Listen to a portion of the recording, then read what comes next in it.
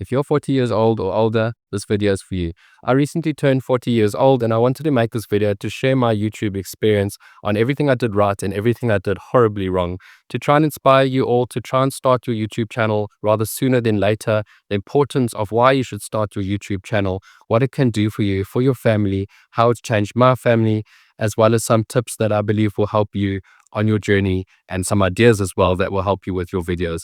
So without further ado, here we go. So my name is Ricky, if you don't know already. I live in South Africa and I have a family of 4. My son is 4 years old, his name is Caden, and my daughter's name is Abigail, this channel's named after her, and my wife's name is Laurie.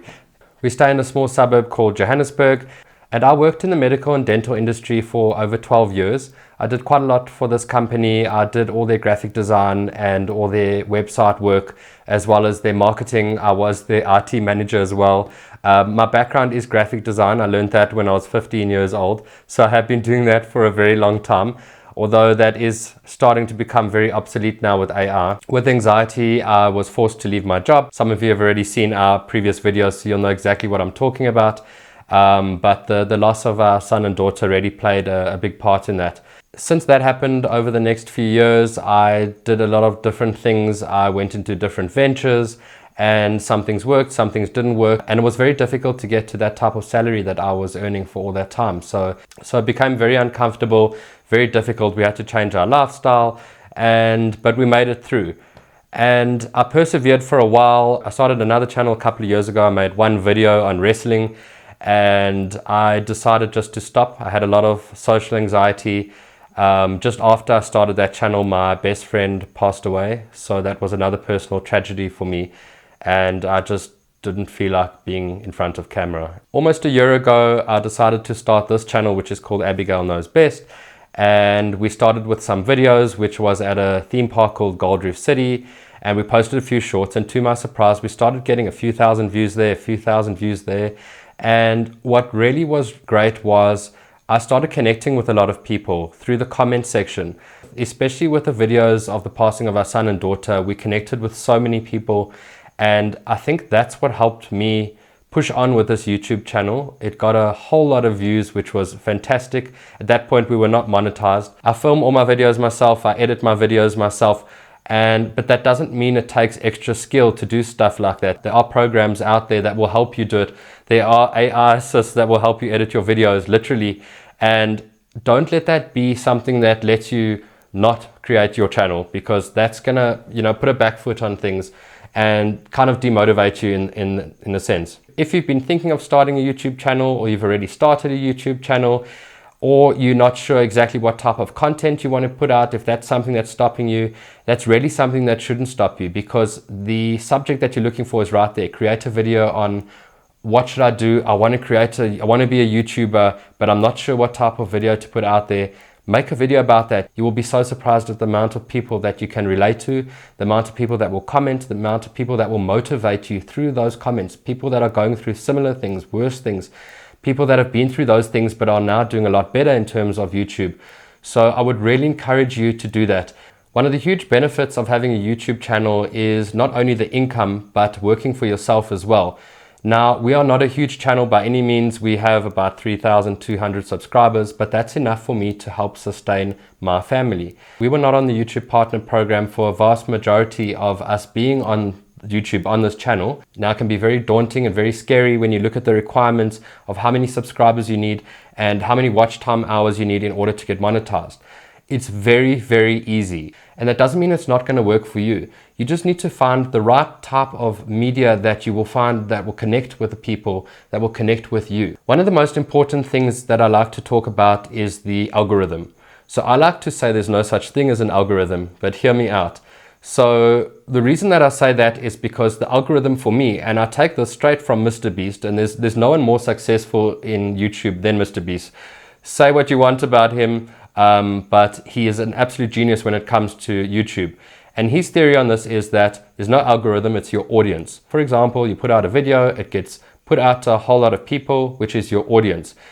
The algorithm per se will then have a look at how many people are watching your video, how long they've watched your video for, and they're taking that from your audience. Your audience is building the information that is going inside your algorithm.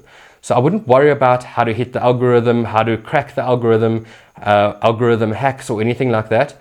You need to connect with the audience. You need to find a connection with your audience.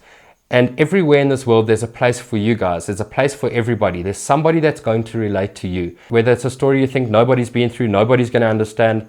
That's what I thought when I put out our first viral video. And I was completely surprised. I met the most fantastic people. It helped me with my social anxiety, which is another thing that Mr. Beast suffers from. He actually lives in his studio. So, you know, social anxiety is a real thing. And for me, sitting down in front of a camera is something that helps me. One thing that I would advise not to do is do not think about who's watching this while you're filming your video. I've made that mistake as well. You start stumbling on your words. You don't know what you're talking about. It doesn't work. So if you're busy thinking about, oh, okay, let me try and pre-program this. I'm going to say this, I'm going to say that. And that's going to work with the audience. It's not going to work. It's going to come across as ingenuine. It's going to come across as almost faking it. I don't think that's actually the right word. You can leave your comments down below what you think about that. So sit down, talk to your camera, talk to your phone as if you're speaking to a friend, a family member, and just try not to overthink it. And that's what's going to help you find that connection with people. People that are watching your video are going to notice that connection with you. But if you're trying to think what this person's going to like, what they're not going to like, that's not how you find a personal connection with people. And that goes for sure in real life. And that's why I take it a step into YouTube. And I find that's what works for me. Let me know in the comments down below when you started your YouTube channel. If you're thinking of starting a YouTube channel, how I could help you with that. I will be answering each and every comment. I am making this video to help each and every one of you. And for no other reason, I want to try and help people that are struggling like me, whether it's social anxiety, whether you've been through something, whether you are unhappy in your job, just a life change. So I'm here to inspire, and I would love to hear from all of you, and I'd love to connect with all of you. And I know that once we start getting comments, I see it on a lot of my other videos, a whole lot of other people start commenting on those comments, and you will find that connection with a whole lot of other people. And once you start your channel, I'll give you full permission to go into my comments and say, hey, I've started a channel here. Everybody that's commented on my comment, please go have a look at it. I will pin that comment for you. I will try my best to help push that forward for you. Another way to make money off YouTube is not necessarily being monetized, because again, like I mentioned before, that's very daunting. It takes a long time, sometimes quicker than others. But that is sponsorships. Many people believe you need a whole lot of subscribers in order to get sponsorships, and that's absolutely untrue. So for example, with my channel, if you've got videos or shorts that are in the thousands, there's nothing stopping you from going to a small business and saying, hey guys, I'm a small YouTube channel. Give me whatever you can, and I'll mention your product on my channel, and I'll do my best to promote that. What will then happen is they'll see that you're trying your absolute best to promote their product. People will see, look at this person, they are genuine, they are trying to promote this product, and that will attract other sponsors. And that's something that I've seen on smaller channels. I've seen them make videos on that, and I think a lot of us will believe that it's not really possible, but it really is. So what's really important is believe in yourself. Again, if you've been thinking about making a YouTube channel, just please do it. Something very important is that most people believe that if you're going to do a YouTube video, if you're going to start a YouTube channel, you need very good lighting, you need a microphone, you need a fancy camera. This microphone over here is a $5 microphone. I do have other microphones. I'm specially using it for this video. I'm using my iPhone, and I'm using I think it's about $6 ring light, maybe $7. That's it. I've got other lighting over here. You can't really see it on the shot. I'm purposely not using it. You can let me know in the comments down below how the lighting looks. This is a simple lamp over here. I've got a coffee mug over here with a whole lot of colored pencils just to spice up the background. I've got a normal shelving unit here that I bought from one of the home shops. And I've got this figure here of King Kong. I still need to do a whole lot here in the shelf, so let me know your suggestions. This King Kong figure is actually representing my late best friend, who was twice the size of me, and he was just known as a gentle giant, and we always called him Conky. So this is why I have King Kong here to look over my shoulder. Excuse the pun, just kind of came out. If you don't start your YouTube channel, people will never know what you were able to put out there. You'll never know what you could have put out there, the potential of yourself. For an example, if you're a mechanic, you work in the supermarket, you're a doctor, it doesn't matter. We're all human, we all have different jobs. It doesn't matter what you get paid. you're going to find an audience to watch your content. So it could be something that happens at work all the time, something that's funny. It could be, if you're a mechanic, like I said, it could be you fixing cars on a video. If you clean carpets, for example, those videos get millions and millions of views. They go viral. People love to watch those satisfying videos of people cleaning. So cut the grass. Have you seen those videos? Millions and millions of views. Make your video, make your first video. If you don't have an idea, make a video on your profession. Of course, if you're allowed to, and if it's legal in your country to be doing videos like that in terms of your profession. If you're already a YouTuber, you know that all common problem of making a great video, making a great thumbnail, and you can feel it inside. You can say to yourself, like, this video is going to be different. It's longer, it feels different, I've done it differently, and you post it and you get 10 out of 10 in terms of the ratings, and you get so demotivated. And what a lot of us do, and I have done it myself, we do either good or bad. Bad being starting to change the video description, the title before the first 24 to 48 hours. Now, in my experience, it takes at least 12 hours for YouTube to find that feed audience, or should we call it a seed audience. And only after that, you'll start seeing the graph go right up. And if you don't have a very good click-through rate as well as your watch time, YouTube's going to stop pushing that.